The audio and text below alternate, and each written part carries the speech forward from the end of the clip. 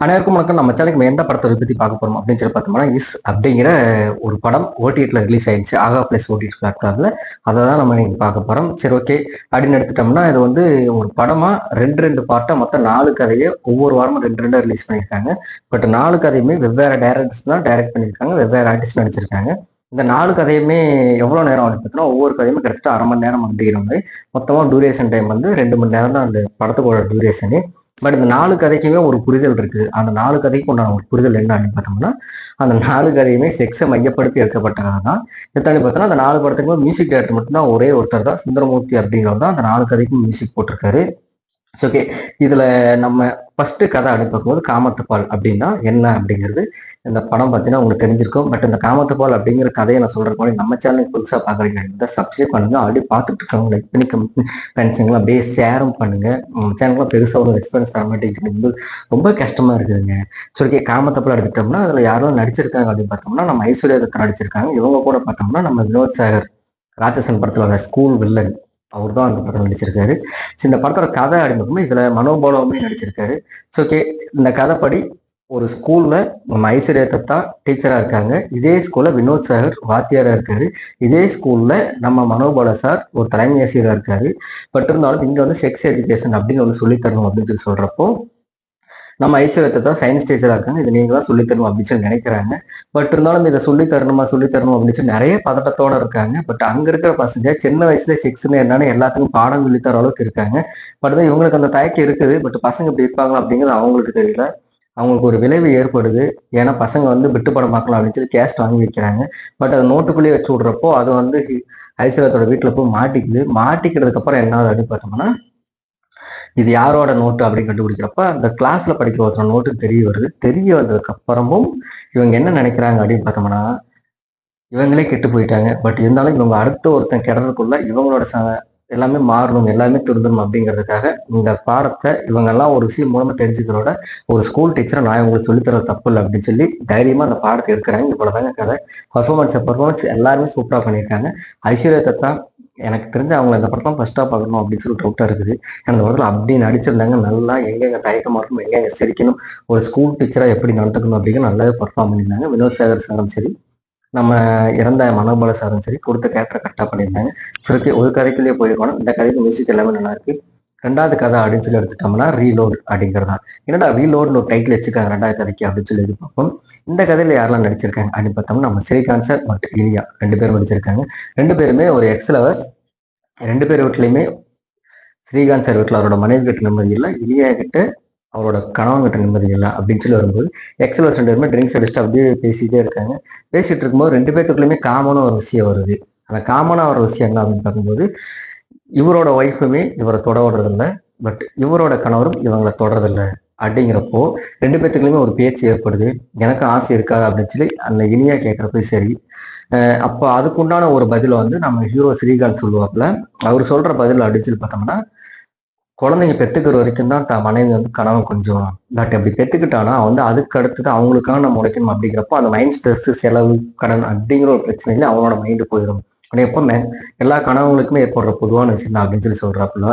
But Srikanth கிட்ட இனியா கேட்குறாங்க, அப்போ உன் மனைவி அப்படின்னு சொல்லி கேட்குறப்போ, என்னோட மனைவி எல்லாம் எங்கிட்ட பார்த்து பேசுறதுக்கே கொஞ்சம் கூச்சப்படுறாங்க. ஏன்னா கல்யாணத்துக்கு முன்னாடி குழந்தை பிறக்கிறதுக்கு முன்னாடி நல்லா ஸ்லிம்மா ஒல்லியா இருந்தவங்க, கல்யாணத்துக்கு அப்புறம் குழந்தை பிறந்ததுக்கப்புறம் உடல் எடையெல்லாம் மாறினதுக்கு அப்புறம் இந்த மாதிரி தான் வந்து இப்படியெல்லாம் ஆயிடுச்சோன்னு வருத்தப்பட்டு என்கிட்ட நெருங்கிறதுக்கே பயப்படுறாங்க அப்படின்னு சொல்லி ஸ்ரீகாந்த் சொல்ற அந்த விஷயத்த இது ஒரு காமன் சொல்றப்போ இவங்க 2 பேத்துக்குள்ளேயுமே ஒரு அண்டர்ஸ்டாண்டிங் பத்திக்குது. அது பயங்கரமா ரிஃப்ளாக்ஷன்லாம் வச்சு செட் பண்ணியிருக்காங்க. சூப்பராகவே இருந்துச்சு. பட் இந்த கதை முடியறதுக்குள்ள ஒரு ட்விஸ்ட் இருக்கும். ஏன்னா நான் இவ்வளவு நேரம் சொன்னதை கேட்கும்போது அப்ப இவனுக்கு சொல்றதான் கரெக்டாடா, அப்ப யார் கூட வேணா போலாமாடா அப்படின்னு சொல்லி நம்மளுக்கு ஒரு டவுட் இருக்கும். இந்த கதையோட கிளைமேக்ஸ் பார்த்தீங்கன்னா அது அரை மணி நேரம் தான், பட் அதுக்குள்ளேயே எவ்வளவு கதைன்னு சொல்லியிருப்பாங்க. அதே மாதிரி கிளைமேக்ஸ் நல்லா கொடுத்துருந்தாங்க. பட் நல்ல கதையை நல்லா கொடுக்கும் ட்ரை பண்ணியிருக்காங்க. பட் அதுக்காக இனியா எவ்வளோ கவர்ச்சியாக இருக்கணுமா, பார்க்குற நமக்கு இனியாவை தூக்கிட்டு வாங்கடா அப்படிங்கிற மாதிரிலாம் தோணும். அப்படி செம்ம ஹாட்டாக இருக்காங்க. ரிப்ளாக்ஸ்லாம் ஆல்ரெடி சொன்ன மாதிரி தான். அது பார்த்தா எப்படி ஸ்ரீகாந்த் சார்லாம் வந்து இப்படியெல்லாம் சுற்றிட்டு இருப்பாரோ அப்படிங்கிற மாதிரி நமக்கு தோணுச்சு. சரி, ஓகே, எல்லா கதையிலுமே எல்லாமே சூப்பராக இருந்துச்சு, நல்லா அடி சொன்னாங்க. காமம் அப்படிங்கிறது தான். ஓகே, அடுத்து பார்த்தோம்னா 3வது கதை அப்படின்னு சொல்லி எடுத்துட்டோம்னா வான்மதி அப்படின்னு சொல்லி இருக்காங்க. இந்த கதையில வந்து நம்ம சோனியா அவர்கள் நடிச்சிருக்காங்க, பிரேம்குமார் நடிச்சிருக்காரு, மயம் கோபி நடிச்சிருக்காரு. மயம் கோபி நடிச்சிருக்காரா அப்படின்னு சொல்லி பார்த்தோம். இந்த படத்தோட சரி இந்த கதையோட என்ன அப்படின்னு பார்த்தோம்னா, இதோட கதை அப்படின்னு எடுத்துட்டோம்னா, நம்ம மைம் கோபி ஒரு மிலிட்டரிக்காரரா இருந்தாலும் கூட அவர் வந்து திடீர்னு ஒரு 8, 9 மாசமா காணாம போயிறாரு. யாருக்குமே எந்த ஒரு தகவலும் கிடைக்கல. பட் தன் கணவர் கிடைப்பாருன்னு சொல்லி சோனியா ரோல் ரொம்பவே பதறி போயிட்டு இருக்காங்க. பட் அப்ப திடீர்னு தன்னோட ஸ்கூல் ஃப்ரெண்டு பிரேம்குமார் போய் அவர் வீட்டுல சந்திக்கிறாங்க. சந்திச்சுக்கிட்டும் ஒருத்தருக்கு ஒருத்தர் அதே மாதிரி இவங்களோட ஃபீலிங்ஸ் எல்லாம் சொல்றாங்க. அந்த ஃபீலிங்ஸ் சொன்னதுக்கு அப்புறம் இவங்க 2 பேத்துக்குள்ளேயும் பத்திக்குது. இவங்களுக்குள்ளேயும் ஒரு சம்பவம் நடக்குது. அது கச்ச கச்சா தான். அந்த சம்பவம் நடந்ததுக்கு அப்புறம் திடீர்னு வீட்டுக்கு போறாங்க.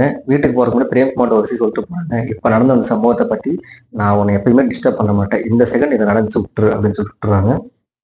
பட் அங்க போனா தன்னோட காணாம போன கணவர் மைண்ட் கோபி அங்க வந்து நிற்பாப்புல. அதை பார்த்து நம்ம சோனி அவர் அப்படியே கொஞ்சம் ஷாக் ஆயிடுவாங்க. பட் என்னதான் இருந்தாலும் புருஷன்ட்டு உண்மையை சொல்லணும்ல அப்படிங்கிறதுக்காக சோனி அவர்களும் அந்த உண்மையை சொல்றாங்க. பட் அதுக்கப்புறம் அவர் என்ன முடிவு எடுக்கிறார் அப்படிங்கிறதுதான் இந்த கதையோட முடிவு. பட் இதுமே பர்ஃபார்மன்ஸ் ஆகட்டும், சோனி அவர்களால் ரீசெண்டாக கிளவி மாதிரி கட்டியிருப்பாங்க. பட் இந்த கதை நல்லாவே ஓரளவுக்கு மேக்கப்லாம் கொடுத்து நல்லா எங்க காட்ட முயற்சி பண்ணியிருக்காங்க. பிரேம்குமாரும் ஆகட்டும் நல்லா சிங்கிள் ஷாட்ல வச்சு எடுத்திருப்பாங்களாட்டு இருக்குது. அந்த சேர்ல உட்காந்துட்டு பேசுற ஷாட்லாம் ரொம்பவே நல்லா ஒர்க் அவுட் ஆயிருக்கு. பட் இந்த கதை வந்து ஓரளவுக்கு போர் அடிக்குது அப்படிங்கிறது லைட்டா போர் அடிக்க தெரிஞ்சுது. பட் இந்த கதையிலுமே அவங்க சொல்ல ஒரு விஷயம் காமம். அதே மாதிரி பார்த்தோம்னா 4வது கதை அப்படின்னு எடுத்துட்டோம்னா 4வது கதை இனி இல்லம் அப்படிங்கிறது தான் 4வது கதை. பட் இதில் யாரெல்லாம் நடிச்சிருக்காங்கன்னு பார்த்தோம்னா இதில் 2 ஆர்டிஸ்ட்டுமே புது ஆர்டிஸ்ட் நடிச்சிருக்காங்க. அதில் நடிச்சிருக்க ஹீரோ பேர் பார்த்தோன்னா மாறன் ஜேகே அப்படிங்கிறது தான் மாறன் நடிச்சிருக்காரு. இவங்க பார்த்தோன்னா குரூப் அப்படிங்கிற ஒரு பொண்ணு நடிச்சிருப்பாங்க. இதை தாண்டி பார்த்தோன்னா நம்ம உபாசனா நடிச்சிருக்காங்க. சுப்பிரமணியன் பசங்க படத்தில் நடித்தவர் அவருமே இந்த கதை நடிச்சிருப்பாரு. பட் இந்த கதை படி பார்த்தோன்னா நம்ம ஹீரோவோட வீட்டில் அவங்க அப்பா இருக்காப்புல. பட் இருந்தாலும் இவங்க சொந்தக்கார பொண்ணான அந்த குரூப் அப்படிங்கிற ஒரு பொண்ணை கொஞ்சம் ஆதரவு இல்லாமல் இருக்காங்க. கொஞ்ச நாள் நம்ம வீட்டில் இருக்கட்டும் கொஞ்சம் பிரச்சனை வச்சு தங்க வைக்கிறாப்புல. பட் இருந்தாலும் தன்னோட பையன் வந்து ஐஏஎஸ் எக்ஸாம் படிச்சுக்கிட்டு இருக்கான் அப்படிங்கிறப்போ அவனுக்கு என்ன தேவையோ அதை பண்ணி கொடுமா, நான் கொஞ்சம் வெளியே போகிறேன் கொஞ்சம் நாள் ஆகும் அப்படின்னு சொல்லிட்டு அவங்ககிட்ட அந்த பொண்ணை ஒப்படைச்சிட்டு போகிறாங்க. பட் போயிட்டு இருக்கல அவனுக்கு வந்து ஐஏஎஸ் படிக்கணும் அப்படிங்கலாம் தாண்டி இந்த பொண்ணு மேலே ஒரு ஆசை வந்துடுது. பட் இந்த பொண்ணு மேலே ஒரு ஆசை வந்து அதை சொல்ல போய் அது வந்து அவங்க ஏற்றுக்காம நீ படிக்கிறது மட்டும் பாரு சொல்கிறப்ப இவர் குடிச்சிட்டு அப்படி இப்படின்னு சொல்லி கொஞ்சம் ஒரு கெட்ட ஒரு கேரக்டரை மாறுறாரு, ஒரு குடியாரனா மாறுறாரு. பட் அந்த பொண்ணுக்கு பிடிக்கல. இருந்தாலும் இவரோட எக்ஸில் வர உபாசனா வந்து மிரட்டிட்டு போறாங்க. மிரட்டிட்டு போனதுக்கப்புறம் இந்த பொண்ணுக்காக என்ன நீ தூக்கி எறிஞ்ச அப்படிங்கிற மாதிரி அது ஒரு கதை உள்ள இருக்கும்.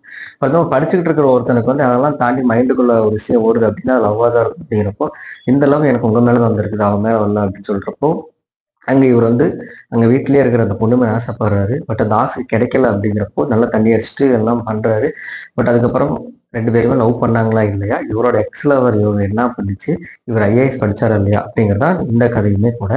இந்த கதை வந்து முன்ன இருந்த 3 கதையுமே கூட ஓரளவுக்கு பரவாயில்ல. பட் இந்த கதை பார்த்தீங்கன்னா ஒரு வீட்டுக்குள்ளேயே நடக்கும். ஒரே ஒரு சீன் மட்டும் அவரோட அப்பா பஸ் ஏற்றி வர மாதிரி ஒரு சீன் நடக்கும். அதான் ஃபுல்லாக வீட்டுக்குள்ளேயே இருக்கும். அந்த வீட்டுக்குள்ளேயே பார்த்தீங்கன்னா மழை வர மாதிரி சாப்பிட்டு காத்தடிக்க காத்தடிக்க மாதிரி சாப்பிட்டு கிஸ் அடிக்கிற மாதிரி இந்த மாதிரி அந்த பெட்டில் ஒரு காமம் இந்த மாதிரிலாம் நிறைய சீன்ஸ் எக்ஸ்பெக்ட் பண்ணியிருக்காங்க. பட் இருந்தால் அதோட ஹீரோயினோட ஹீரோவை நடித்த அந்த ஐஏஎஸ் படிக்கிற அவரோட கேரக்டர் வந்து இன்னுமே நடிக்க கொஞ்சம் மெச்சூரிட்டி வேணும். பட் இந்த கதைக்கு இது ஓகே. பட் அதெல்லாம் ட்ரை பண்ணிட்டு இன்னும் கொஞ்சம் நடிச்சா நல்லா இருந்திருக்கும் அப்படின்னு சொல்லி நான் நினைக்கிறேன். பட் இந்த கதையில கிளைமேக்ஸ் என்ன ஆயிருக்கும் அப்படின்னு உங்களுக்கே தெரியும். ஓகே, எனக்கு இந்த படம் இந்த 4 கதையுமே பார்க்கும்போது கிட்டத்தட்ட அதெல்லாம் எடுத்து குறைஞ்சபட்சம் ஒரு 2 வருஷமா இருக்கும் அப்படின்னு சொல்லி நான் நினைக்கிறேன். ஏன்னா மனோபால சார் இறந்து ஆல்ரெடி 1 வருஷத்துக்கு மேல ஆகுது. அவர் டப்பிங் ஓன் வாய்ஸே கொடுத்துருக்காங்க அப்படிங்கிறப்போ கண்டிப்பா அவர் இருக்கும்போதே ஓன் வாய்ஸ் கொடுத்துருப்பாங்க. அவர்தான் 2 வருஷம் ஆயிருக்கு. பட் இவங்க சொல்ல வர்றது என்ன அப்படின்னு பார்க்கும்போது ஹாலிவுட்ல 2011 வந்த ஒரு படத்தை வந்து இன்ஸ்பிரேஷன் பண்ணி அதையே கொஞ்சம் மாடலேஷனை மாற்றி இந்த சமூகத்துக்கு செக்ஸ் அப்படிங்கிறத தாண்டி அந்த செக்ஸ்னால என்னெல்லாம் நடக்குது என்னெல்லாம் நடக்க போகுது அப்படிங்கிறது எல்லாரும் தெரிஞ்சுக்கணும். அது சின்ன வயசுல இருந்தும் சரி, கல்யாணம் ஆனவங்ககிட்ட அடுத்ததும் சரி, கணவன் காணாமல் போனவங்கட்டையும் சரி, அதே மாதிரி ஒரு பொண்ணு ஒரு பையன் ஒரே வீட்டில் இருந்தால் அவங்களுக்குமே இந்த நினைப்பு வந்துடக்கூடாது அப்படிங்கிறது சரி. இதை வந்து நிறைய விஷயத்த எக்ஸ்பிளைன் பண்ணியிருக்காங்க. ஆணித்தரமாக ஸ்ட்ராங்காக சொல்லியிருக்காங்க. எல்லாரோட பர்ஃபார்மன்ஸும் நல்லா இருந்துச்சு, மியூசிக் நல்லா இருந்துச்சு, 4 டேரக்டர் நல்லா டேரக்ட் பண்ணியிருந்தாங்க. இதெல்லாம் தாண்டி சொல்லணும்னா அந்த படத்தை கண்டிப்பாக குழந்தைங்க பார்க்கவே பார்க்காதீங்க. பெண்கள் பார்க்கவே பார்க்காதீங்க.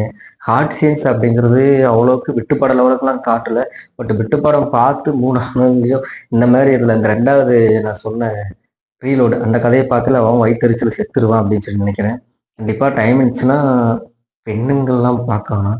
பெண்கள் பார்க்க வேணாம், ஆண்கள் மட்டும் பாருங்க. அவங்க 18+ மூவி அது. 18+ மூவி இருந்தாலும் இதை நான் எப்படி பார்த்தேன்னு தெரியல. இஸ்ன்னு டைட்டில் வச்சிருக்காங்களா அப்படிங்கிறத நானும் பார்த்தேன். பட் இப்படி இஸ்ஸா மேட்டர்லாம் இருக்குன்னு தெரியல. சரி பாருங்க, மீண்டும் மருத்துவ சந்திக்கும் மாதிரி அனைவரும் விடுவேன்.